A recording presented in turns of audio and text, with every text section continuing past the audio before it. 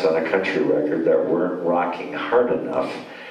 So they booked me, which I was happy for, but all that did then was perpetuate the image of me that they had typecast me to begin with, that I'm a rock and roller. You know, once again, some of my favorite records I've done, platinum records, you know, like Dave was saying, playing on my lap, playing folk, you know, just doing percussion. But anyway, it was a start. So, you know, like Doug was saying, it was hard, you know, even coming off 70 gold and platinum records. Back then it was probably, I don't know, 45 or 50. It was still a struggle, you know, to break in. And once again, it was patience, it was going to clubs, letting people know you were here, and it's all worked out ever since. Well, the typecasting thing, I think, to some extent it's human nature. I think people just want to go, oh yeah, he's such and such, he's that long-haired surfer dude. You know, it's like, what's in every and they don't, and you know, and I mean, I think we all do it to some degree, and I think as a musician, you owe it to yourself to kind of blow that off. And, you know, because I went from I came to town ready to bass solo my way into Nashville history, and discovering that that was really not probably the way to go about it. And ended up with a Don Williams gig, which is like total minimalist on the complete other end of the spectrum. And over time, I just gradually started filling in all those things in between and not paying attention. So, oh yeah, he's that blues dude, because we played every Monday night. There's always something. And, you know, I do a solo show with loops and sounds that would not make anyone who wanted a normal bass player ever hire me. And I would do these shows and I go, well, this is what I'm doing. And if you can't figure out that I could also not do this, that's your problem. I'm just trying to have a little fun here. And sorry if it bums you out. Stereotyping goes on in every business. I think it just comes with the territory. It's human. Especially if it's a creative enterprise where opinion at a given moment is probably more important. It's probably the fact of music production is opinion, rather than if you're creating sheet steel, well, you know, I know there's 1,000 cubic yards of sheet steel coming out the other end of this plant. Whereas in music, it's like, well, I know what I think, and this is what I think, and what do you think? And so, you know what I'm saying? How you feel in your opinion is much more important in this business, and that's always going to be. And it got much better for me. That bothered me for a while, and it wasn't until I let go. Yeah. And it wasn't until I let go of that saying, I've got no control over how people think about me. All I can do is be who I am and do what I do, and that's either going to surface or it's not. And weird stuff happens, and you can get your feelings hurt. It will happen. Everybody, you will all be replaced. If you play on record, sooner or later somebody's going to replace you, and maybe you'll get to replace somebody else. And again, because it's totally subjective. But to try to kind of bring it around to the musical part of this, I just want to kind of come back down to our basic unit here, which is the song, and talk just a little bit about demos and what demos have meant to the Nashville community over the years. You know, it's been a training ground for musicians to, you know, learn their craft. And I wouldn't say it's not in a pressure-free situation at all, because in a demo session, one of the weirdest inverse things is you do a demo session where you're getting paid the least amount of these different scales, and the pressure is on to do 4, 5, 6 songs or more in 3 hours. And so you're learning, but you also can't be the guy dragging it down. I did a session with Harlan Howard once, so we did 9 songs, no playbacks. When it was a take, it was a take, and there was no playbacks and there were no fixes. And it gets you into a mindset where you're like, on one level you're petrified, but on another level you're really focused, and it's like, I'm not going to screw up. I am not going to be the guy that's going to make it stop singing. And how I describe that is, okay, we want perfect time, we want perfect touch, we want incredible creativity now. Yeah, and tone. Not 10 minutes from now, not tomorrow, now. And I think a lot of younger musicians have asked us this over the years, that pressure, how do you take the pressure? I think in those cases you've got to have a little bit of a killer instinct that this is what we do. Okay, you want perfect time, you want perfect touch, you want creativity? Nah, okay. And so I think you have to have some... Right, and there is a giant killer attitude that you kind of have to have, and you know, to try to move this towards playing this song, which has had one heck of a build-up, Fred. Jeez. This is good, though. This is really great. Thank you guys so much for being here. This is really great. I've got 100 others with me, so. But I think, you know, the point being just that, you know, demos are kind of the, you know, the basis in which this town has kind of come up on. It's given people opportunities. You know, we're going through some weird times where there's, you know, a lot of financial pressures on publishing companies. They're not giving out publishing deals like they used to. They don't take as much time to develop a new artist. But the bottom line is, at any given point, somebody can walk in a room with the right song for the right artist, and it doesn't matter who's got a track record or who doesn't. That can still happen, and that's what brings people to Nashville. It's what, you know, and those dreams that seem so far away, when you're, you know, it's easy to become complacent, but I think it really is part of being an excellent musician, is to never buy into that, of like, yeah, it's good enough. It's like, you know, as a producer, if somebody leaves something behind that they knew was a mistake and they just didn't bother to fix it, yeah, sure, nowadays you can just grab it from the second chorus and throw it around. But to me, it says a lot about who you are as a person, is to put it out there and know. It's like policing your own area, because nobody's listening for the bass mistake. No one, except me. And if I don't say something about it and fix it, at the risk of going, sorry, I'm slowing it down, but I really got to fix that, you know, it's the right thing to do, and that's a lot of it. And here's the other thing is that how many times as a producer you listen to a demo and say, who's playing that solo? You're getting the record. You know, if it's a really cool solo. I mean, that's how that works. It's like, God, it's a great groove. It's like, who's playing drums? Exactly. There's custom projects where somebody will have a dream, and there's some good producers, and then there's some producers who, let's just say, take advantage of people. In those cases, I didn't even want to know how much they were charging this dentist from Des Moines to come here to fulfill his dream. I was getting my union wage, I was getting paid. And then it's a sense of pride, what these guys were talking about. So sometimes, you know, this dentist opened up his mouth. My God, it was so incredibly out of tune. The song was one of the worst songs I'd ever heard in my life. But his teeth were perfect. Yeah. And now mine are. And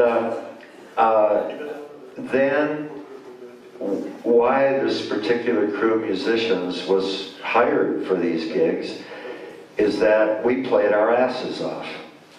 I could not go home and put my head on the pillow that night if I didn't know that I gave that dentist from Des Moines the same as I did Alabama or Patty Loveless. That you don't do. That's the sense of pride. So maybe then, since the song wasn't getting me off, the dentist wasn't getting me off, you listen to the bass player, you listen to the guitar player, you play for each other. Maybe I'll try something that I've never played before. And I think there has to be all session men. There was something that was printed not so long ago. But forget the session women. There are a few. Yeah. Okay. Session gals. But yeah, the sense of pride of you always have to play to the best of your ability. I say sometimes you're really tired. Sometimes you're sick. Sometimes you're doing 3 albums in a row, and before the red light goes on, I would always say to myself, records are forever. Whatever I play at this moment in time and space has the potential to live forever. So Cramp, you better play your ass off, because this and that was that extra gut level thing to get me out, to get to do the absolute best I can. So well, also you walk out and you walk out and I walk out, and here's the engineer, and he's got to sit there and listen to that son of a bitch sing off key for 3 days while he's trying to figure it out. And you, on the other hand, get to go to the next session, and this time the guy can really sing.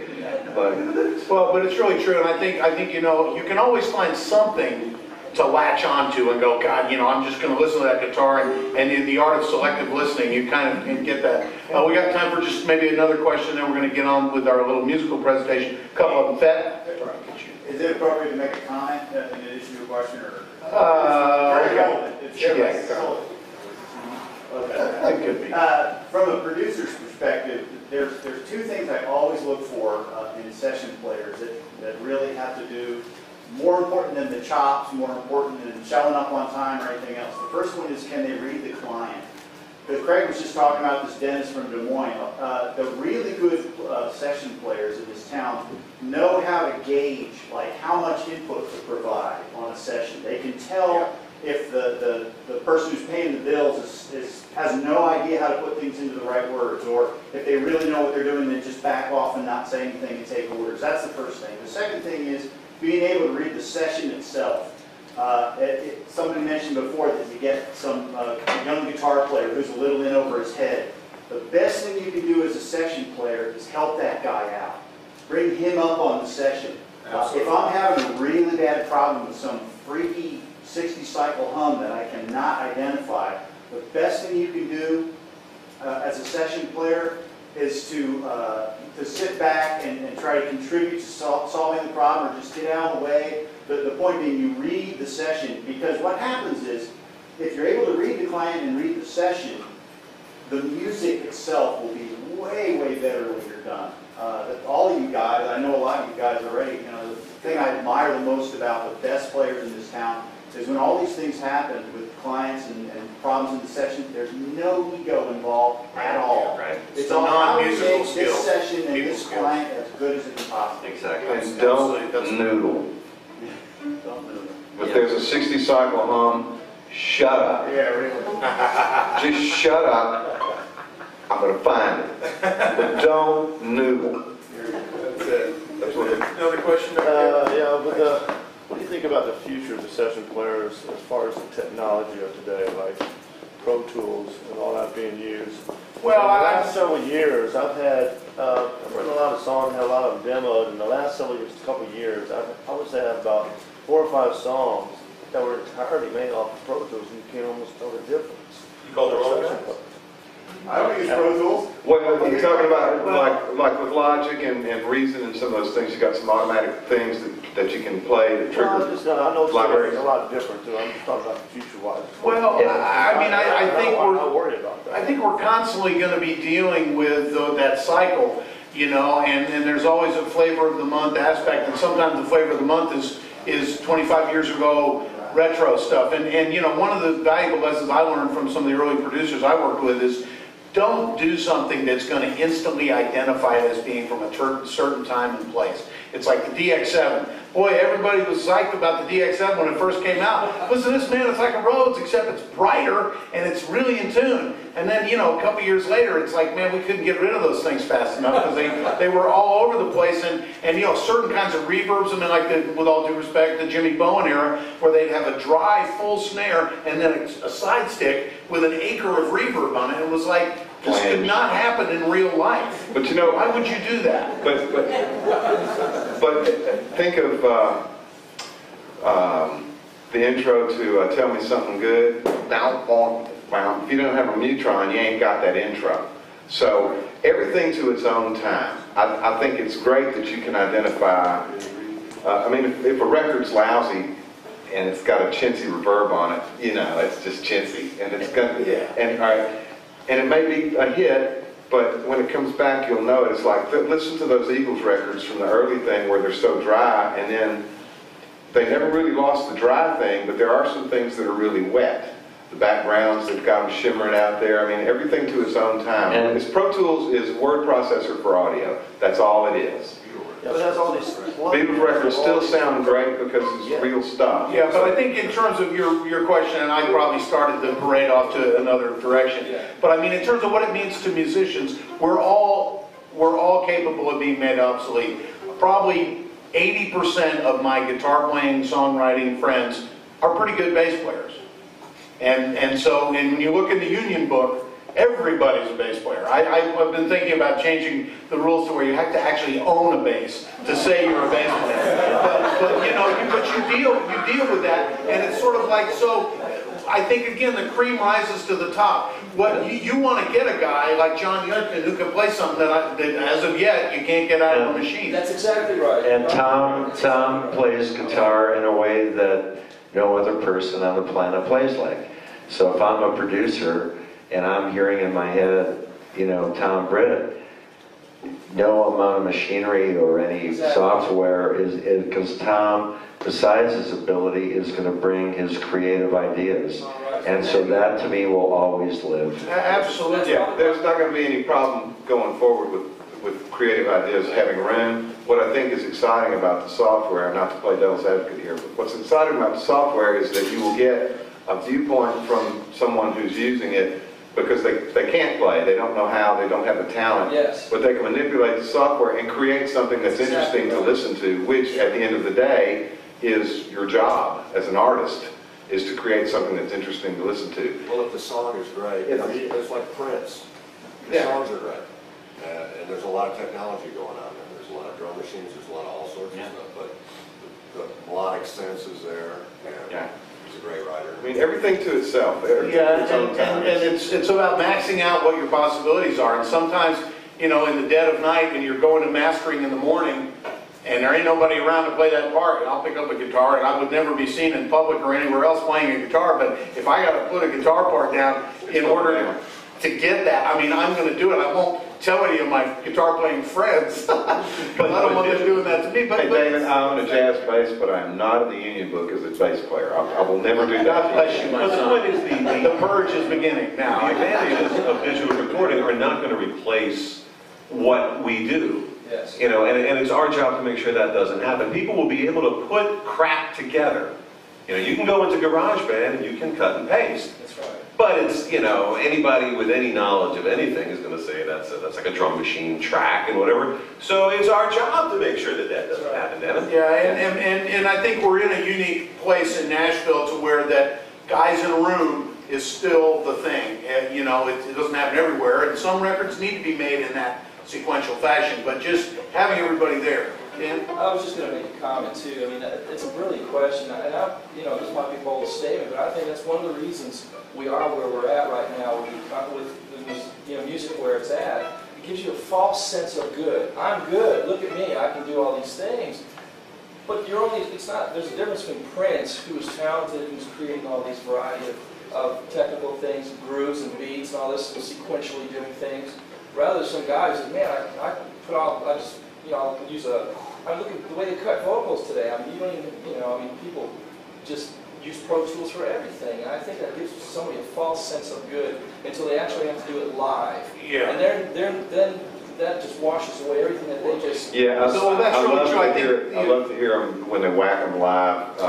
Artists on B&A, Arista, that shall remain nameless. I went to see him live, and they had...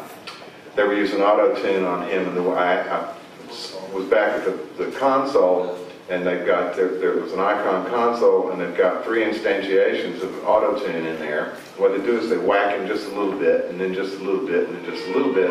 But auto-tune is an RTAS plugin, right? So there's latency with each one. So you stick it in there 3 times, now all of a sudden you're looking on the screen, and it is in sync because it's live, and it's like he's singing, but the words are kind of like 45, 50 milliseconds behind.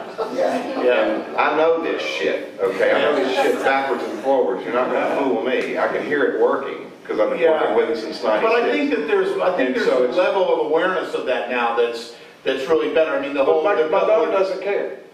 The fans of this particular artist won't care. They don't care. We have to care. We care, but they don't have to. And that's, yeah, I don't know. I think that there's more of an awareness now that you're going to have the goods on stage, and it's not enough just to be a pretty young artist. I mean, I was watching a rerun of Saturday Night Live, and the kid, the possibly cute teenage guy, Justin Bieber, you know, he can actually sing. I mean, he's, you know, it's like, and they put him out there on his own, during the song, even though there's dancers and there's backup singers, they put them out there, I think as a way of saying, hey, by the way, this kid can actually sing, as opposed to what was going on a few years ago with the Britney Spears thing and all that, where there's so many doubles of the lead vocal, you know, all of a sudden it goes, hey, you know, like she was doing this, and like I still heard it.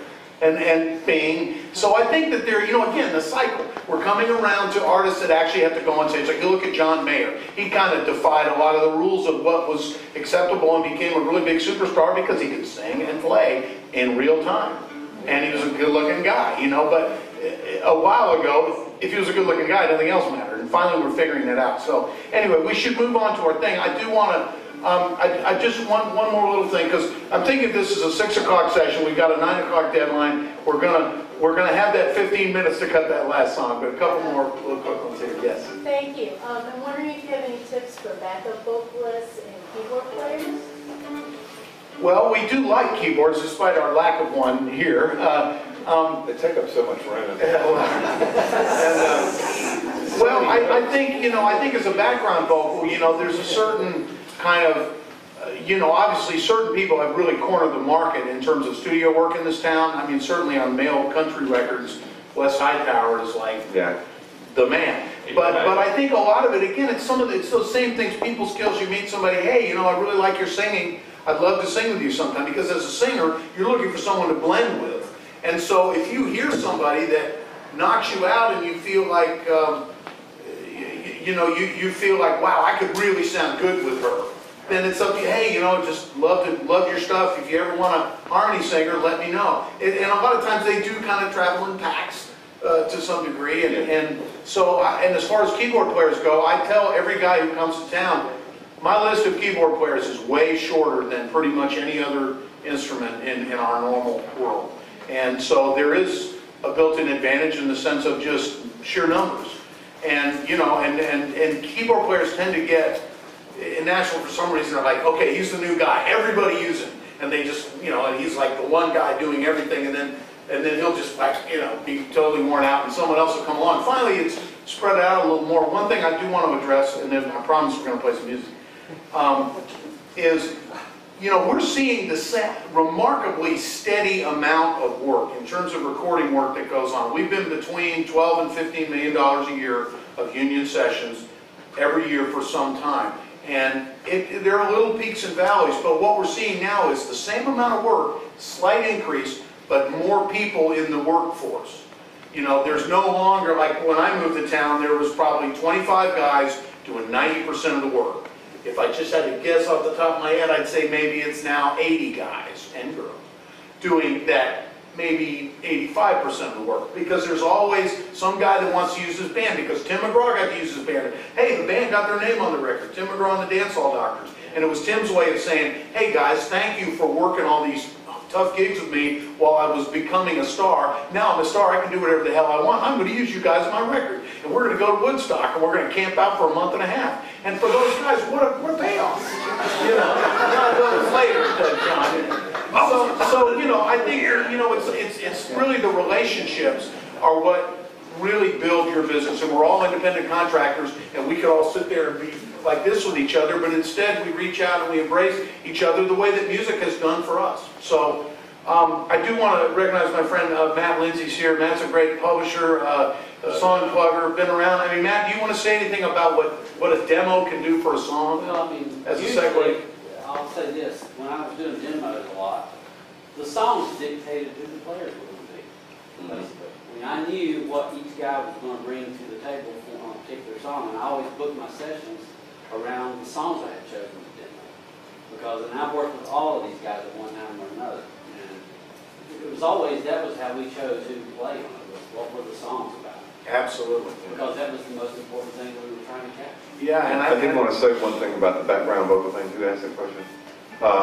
When I lived in LA, I had 2 girls that I worked with.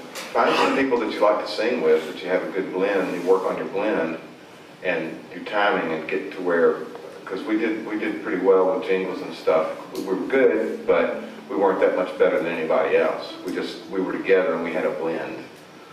Boy, that's a tough area that you're talking about too. Yeah. Because it could be it's a little cliquish, and they hear somebody else's little group, oh, we just want to get them. the gals that the combination of people Tricia was using for a while, that Winona was using. It was sort of like, you know, and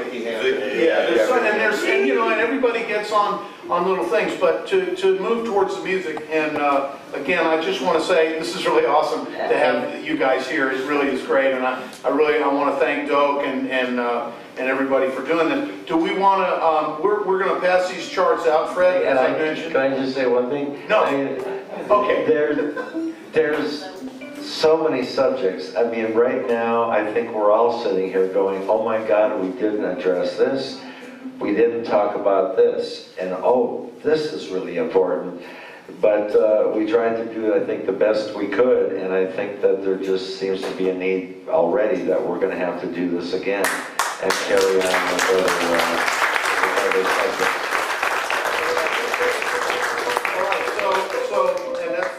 That's a beautiful thing. And do we want to do that drawing now, just in case in case we get hung up and we're here till midnight? No. Yeah, sure will. So we're passing around this chart here. I got to see it. As we said, Fred is kind enough to not only write the song and play it for us, but also write the chart. And of course, now we've created pandemonium with the drawing. But it's all good. It's going to be a nice segue. Brand new cover.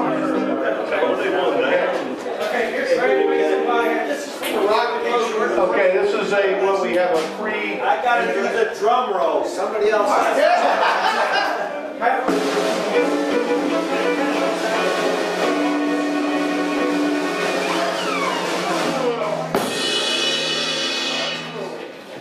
Where's Liz?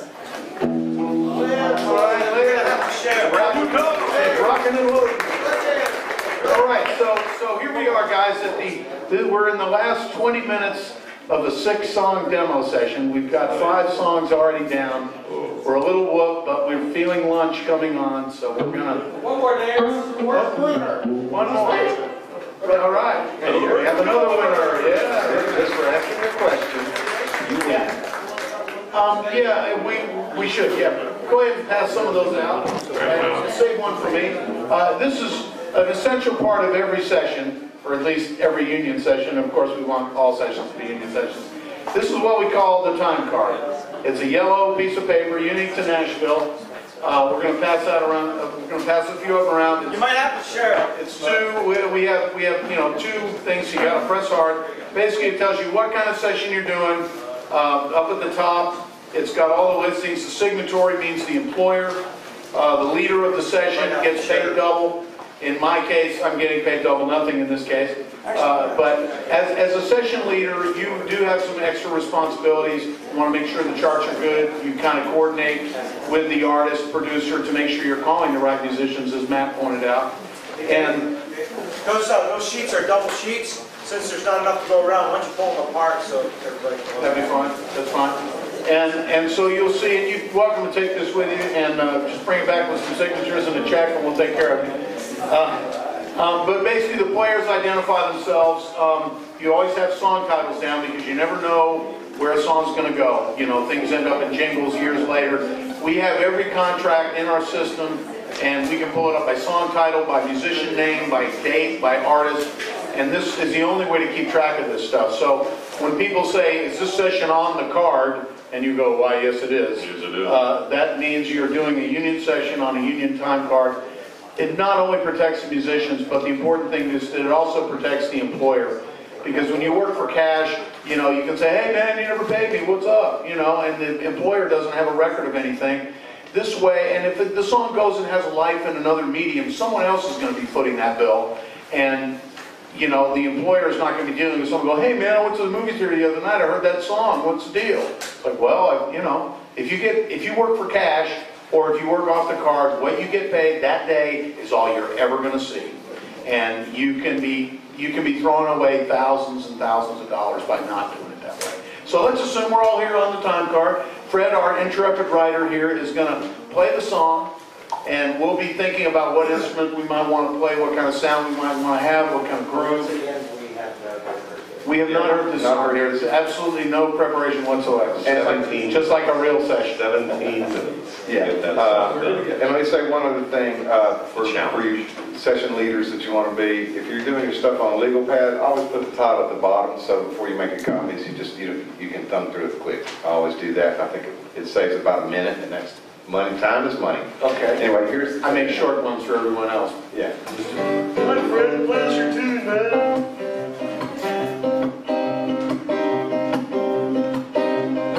It's a quiet little place that nobody knows, just off the map, where the warm winds blow, where I hang my hat. The days are long, the nights are long, the coast is clear, just out of reach. Oh, I like it here. Music starts to play, a leader starts to dance. A million miles away lay the secrets of my past. My story goes untold, it's buried in the sand. They don't know where I come from, they don't care who I am. Oh, I like it here. Oh, I like it here.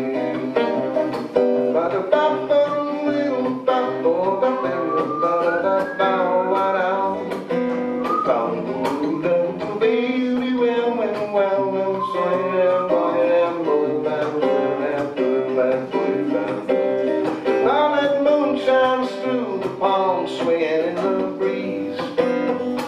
All the waves roll in with old memories, and I wonder, will I ever have to leave this place? Now the atmosphere suits me just fine, I like it here. The music starts to fade, the night lives on and on. I drift away to sleep with Alita in my arms. She doesn't know my story, she only knows my name. Not worried if I'm leaving, not worried if I'll stay. Oh, I like it here. Oh, I like it here. It's a quiet little place that nobody knows, just off the map, where the coast is clear. I like it here. I can disappear. Oh, I like it here.